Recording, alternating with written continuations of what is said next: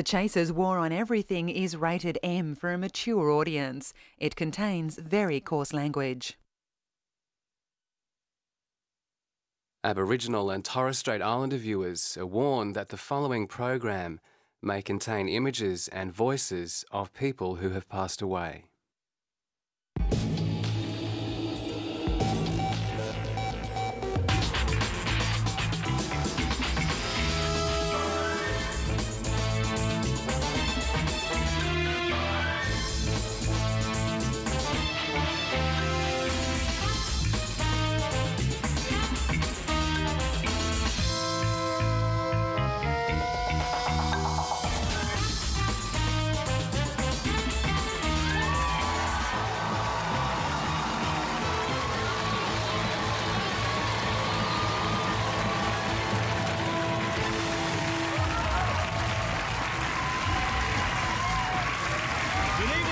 Australia, good evening, right around the country. Strap yourselves in and welcome to the war as the countdown to election 2007 is finally underway. And what a contest it's shaping up to be. Yes, yes. Let's have a look at the major players and how they've pitched themselves to voters. First up, we had Kevin Rudd offering new leadership.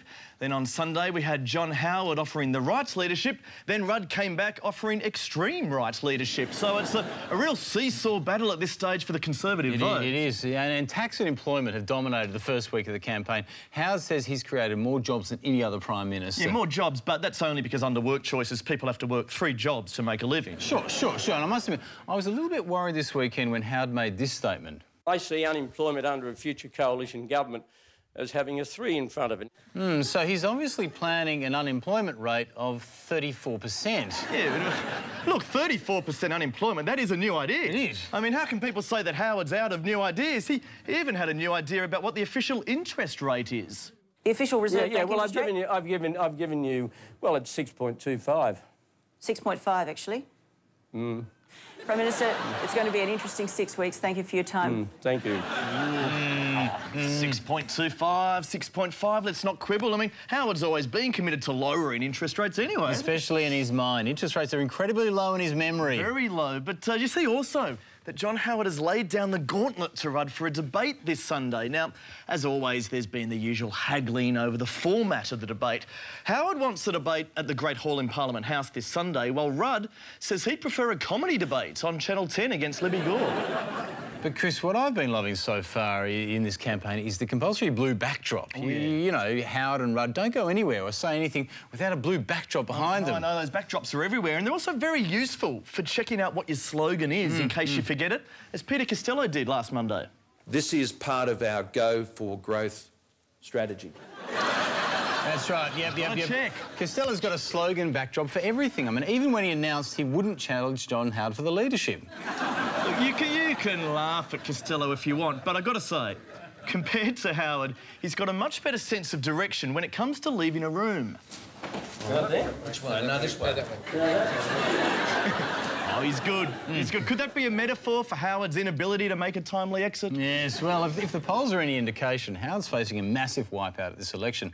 He must be kicking himself that last year he didn't retire while he was still on top. Oh, I know. I mean, I'm sure if he could go back in time, he'd do things very differently. I mean, I reckon he'd almost certainly choose to retire if he could rewind the clock. Yeah, all he needs is a time machine. He just needs, you know, like that crazy Doc guy from Back to the Future. Then he'd be fine.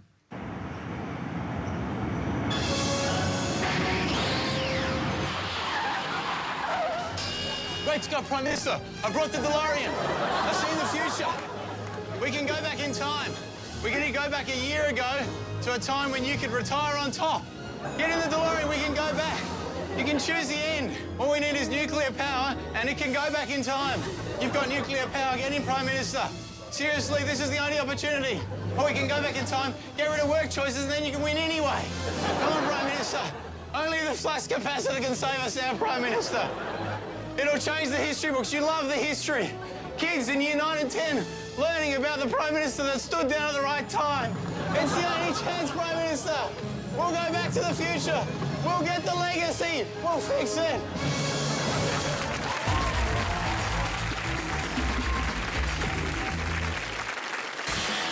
This month, the Workplace Relations Minister, Joe Hockey, wants you to join him to celebrate Hocktober. Now drafting an even less fair mix of work choices laws. With never more than 2 unfair dismissals in a row. And look out for our cool sack thunders, cruising the workplaces, giving Aussie workers the old heave-ho. October, you'll never know who will sack next.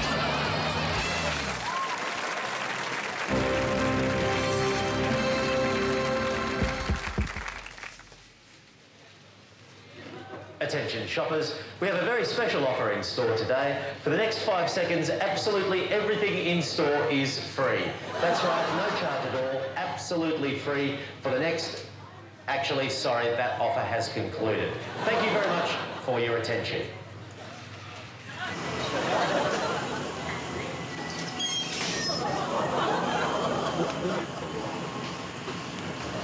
Attention passengers, the next train to arrive on platform 1 will be disgracefully late. It'll arrive in 5 minutes, 10 minutes, not really sure. I don't know why we bother printing timetables, actually. Good luck with your troubles. Just making a timetabling announcement. Okay, cheers.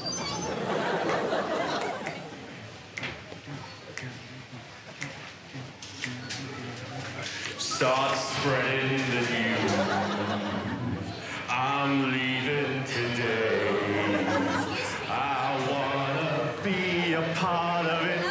New York, New York. Sorry, is there a problem? No. It's just the karaoke place down the road's full, so I just love singing. Is that okay? These vagabond shoes. Can't? No, it's just can't touch it. Can't touch it? No, okay, all right. I was just trying to entertain everyone. As you know, Jules, I'm not a very good sleeper. I only get about 4 or 5 hours a night, if that. But I've been reading lots of studies lately that say a 20-minute power nap in the middle of the day can make a real difference. Oh, absolutely. I mean, everyone in the government swears by them. You often see Peter Costello and the Prime Minister squeezing a nap in whenever they can. Yeah, but maybe so, but finding time for a nap is another thing altogether. Often you've just got to have them on the run, no matter where you happen to be. Can I please have a turkey and cranberry deli roll, please? Oh, it's going to be 1 minute wait. 1 minute wait? That's perfect. Thanks.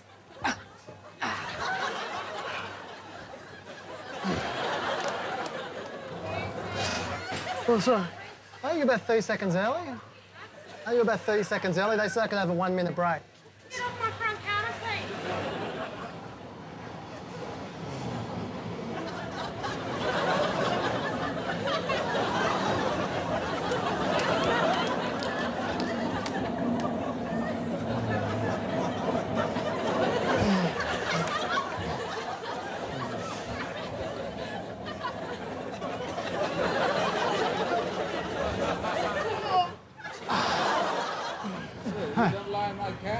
Oh, sorry, dude. I like the warmth of the bonnet. Can you just turn the engine on? The vibrations help me sleep. It really comforts me.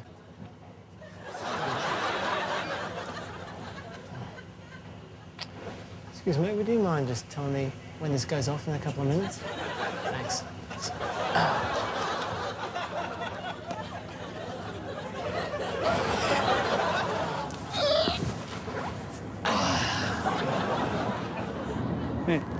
Oh, sorry, man. Oh, I'm just having a little nap. Yeah, just trip over me. Sweet.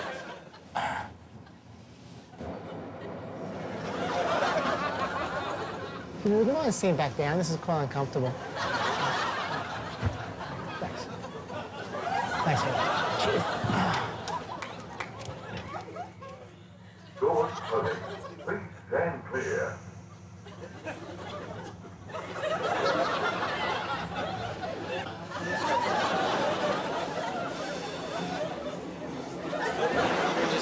Talking to people about Jesus Christ. Sounds good. Yeah. Oh, what was about it? The church that Jesus Christ had when he was on the earth, that same church is now restored. So an angel of God led him to the ancient records, a picture of the gold plates. So through the power of God, Joseph Smith was able to translate this book. And as we read this, we can find its truthfulness as we pray about it. Sorry, keep going. I'm listening.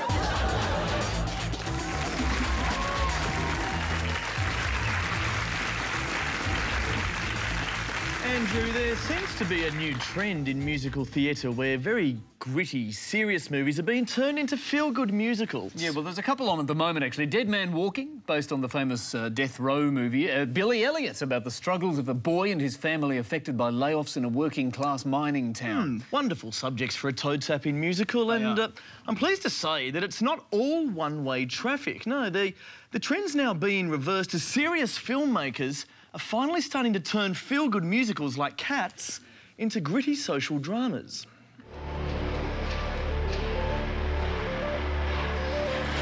From acclaimed director Ken Loach.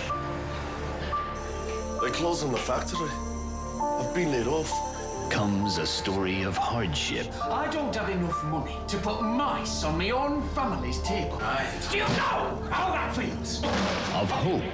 Why will a strike make a difference? Because Jellicles can and Jellicles do. Jellicles do and Jellicles can. And the search for a home. Old Deuteronomy is a scab. He deserves to die! You! Yes! You! Based on the musical by Andrew Lloyd Webber. You're talking about this! The pigs just shot Mr. Mistopheles! It's okay. He's got 9 lives. No, they shot him 9 times! Fuck the Thatcher! Cats. Coming soon to cinemas everywhere.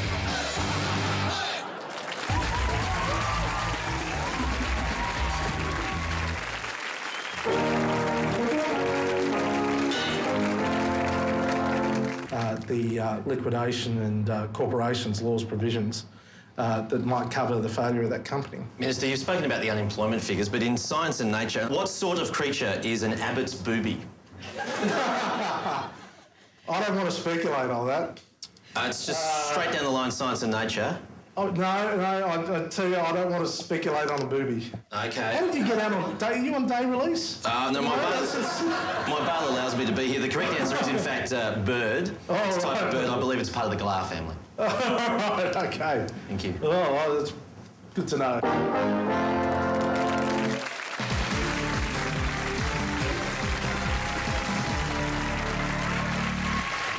Election Watch this week takes a look at the thorny issue of reconciliation. It's a timely topic, and we're pleased to present for you this easy-to-follow primer on the history of Indigenous relations in this country. Aborigines have been in Australia for over 50,000 years, which is almost as long as this man's been Prime Minister. For centuries, they lived off the land, mastering the arts of fishing, hunting and hosting lifestyle programs. They've developed rich Dreamtime folklore in which their land was created by a big snake. Not quite that big a snake. Thank you. And their Dreamtime tradition of telling stories and fables continues in court cases today. But with the advent of Europeans, everything changed. We forced Aborigines out of their traditional life and into clothes that must have felt strange and awkward. We took children from their parents, saying it was for their benefit. Although there are some parents who should lose their kids. By the late 20th century, the winds were changing. Aborigines had reaped the benefits of voting rights, and a special body was established that specially focused on Aboriginal grievances. Aborigines soon became so popular that even white men were claiming to be one. But Australia's Indigenous people demanded more. In fact, they couldn't be shut up. Enter John Howard. Now, the Prime Minister has always had a love-hate relationship with Aboriginal people. He loves the ones who can play rugby and hates the rest. For his first 10 years in office, the Prime Minister never seemed to understand the annihilation Australia's Indigenous people have suffered. But this year, the Prime Minister has begun to understand annihilation. So he's now pushing for change. Alarming reports of child sexual abuse forced the government this year to send the army into areas where the abuse was most prevalent. No, not there. No, not there. There we go, thank you. And this week, the Prime Minister committed himself to real changes, like pushing for Aborigines to be mentioned in the Constitution preamble, elevating them to the same national significance as British ships, the Privy Council and New Zealand. Now, that is progress. But there is still one word that John Howard refuses to say. and it's the one word that Aborigines most want to hear pass his lips more than anything. That's Election Watch.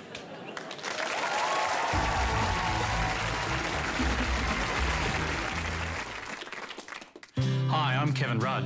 A significant majority of Australians have now concluded that the current government is stale. We, the opposition, have provided in principle bipartisan support for those measures. Because of this, they're looking to me and my Labor colleagues to bring fresh ideas to the table. The course of action which has been outlined by Mr Howard, I'm prepared to support. But Mr Howard in particular has lost touch and has run out of constructive ideas for the future. I am with him 100% of the way. I ask for your support to bring in a fresh government. Sometimes in politics, great minds think alike. Kevin Rudd. New leadership. Written and authorised by Jay Howard, spoken by K. Rudd after checking with Jay Howard.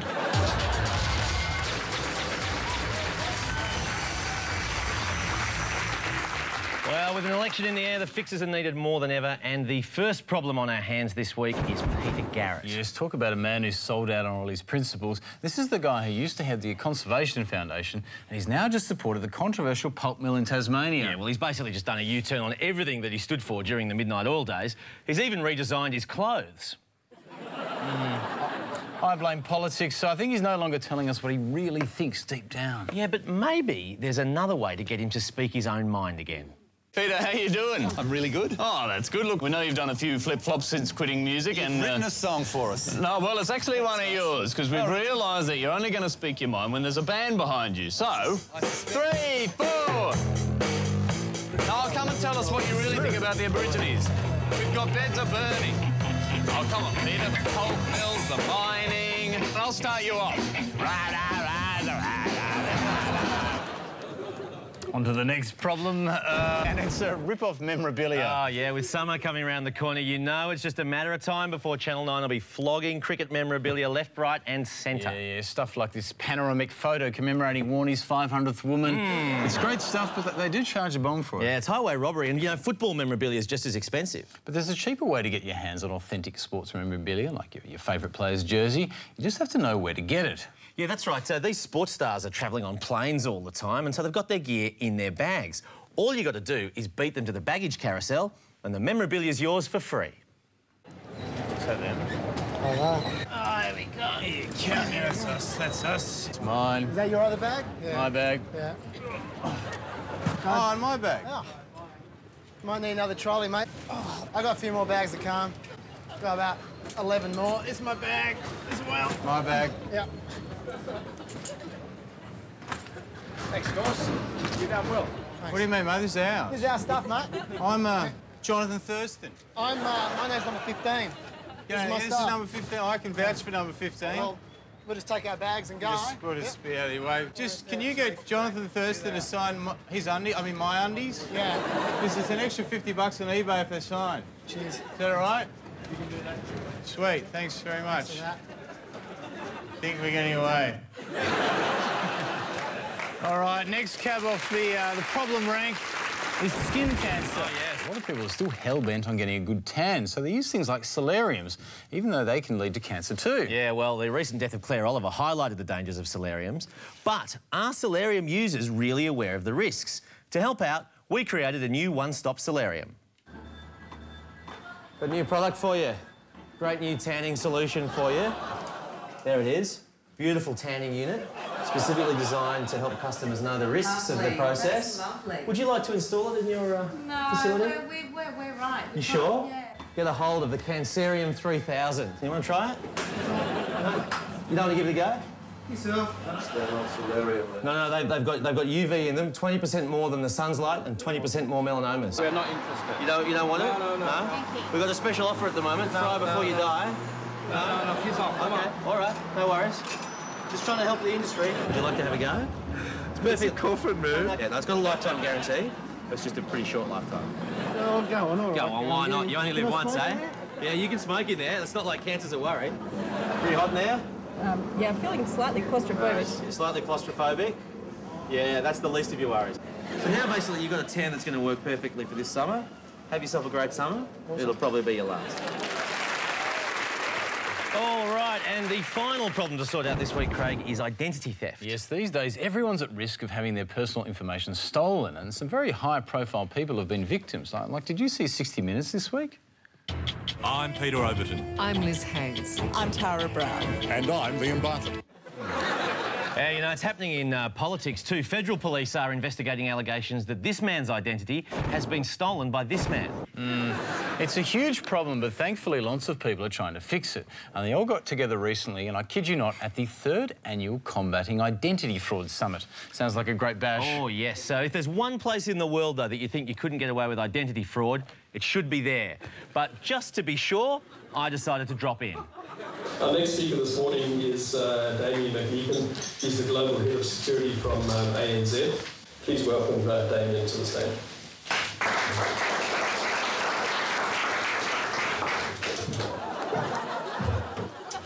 Well, good morning, everyone. I'm Damien McMeekin, and I'm Global Head of Security for ANZ.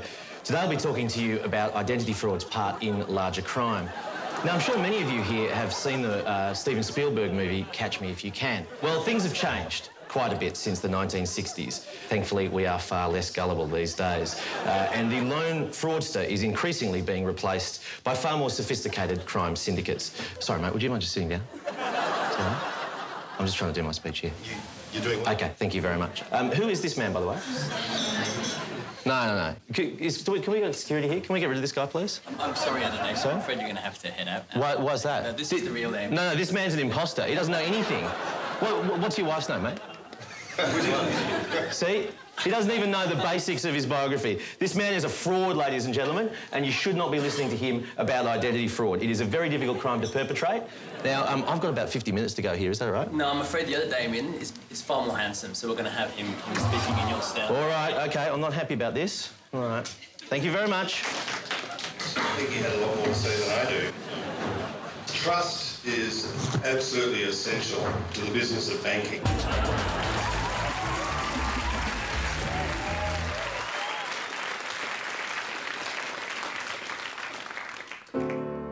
My great-grandfather died this week. I couldn't stand him, actually. Nobody could. But as soon as he passed away, everybody went around saying what a top bloke he was, so I'd like to dedicate this song to you, Gramps. He was very hard of hearing, he was dull and domineering, misogynist, cantankerous and vain. He hit the bottle every night, he hit my grandma out of spite, and those stories about his bunions were a pain. But all that's now forgotten once he took his final breath. Yes, even pricks turn into top blokes after death. You don't believe me? Allow me to furnish you with a few examples. Steve Irwin lived in khaki, a cartoon kamikaze who taunted crocs and tots so frequently. And Brocky was some rev head who pumped the air with pure lead, so anti-green he drove into a tree. But all that was forgotten once they took their final breath. Yes, even tools turn into top blokes after death. John Lennon chose the hippie life, he chose some nutbag for a wife, and his songs were never quite as good as Paul's. Jeff Buckley fooled all lovers, just one album, mostly covers, with more wailing than Japan does off our shores. But all that was forgotten once he took his final breath. Yes, even wankers turn into top blokes after death. Princess Di was just a slut for sex when they looked in the car wreck. Her dress was wet with Arab semen stains. Stan Zamanek was a racist jock, a fatso xenophobic cock, whose views were more malignant than his brain. But all that was forgotten once he took his final breath. Yes, even arseholes turn into top blokes after death. It's not how they live that counts, but how we rewrite the book. When it comes to truth, it's best to use restraint. It pays to throw away the facts and have a rose-coloured look. When he dies, Martin Bryant will look a saint. Don Bradman was a total farce, a grumpy, greedy, tight ass who couldn't even score one run last time he played. Kerry Packer was a brothel chief, a tax cheat and a kidney thief. And procreating Jamie was the worst mistake he made. But all that was forgotten once he took his final breath. Yes, even turned into top blokes after death. Belinda Emmett was a... Please. Stop. Stop being offensive or anything like that. Yes. Remember, all will be forgotten once we take our final breath. Yes, even pervert motherfuckers, even rampant child abusers, even local Baghdad looters, even baby bunny rooters, even reckless drunken drivers, even rodent sperm imbibers, even violent poofter bashers, even public penis flashers, even rotting corpse molesters, even human piss ingesters, even tiny kitten kickers, even anal finger lickers, even Anna Bloody Corrin, yes, even she, who will be a top bloke after death.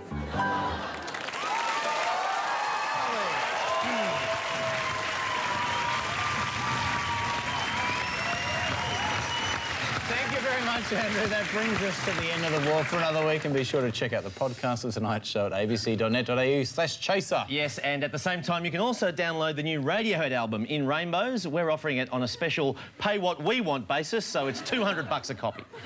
Thank you very much for your company. We'll catch you again next week. Good night.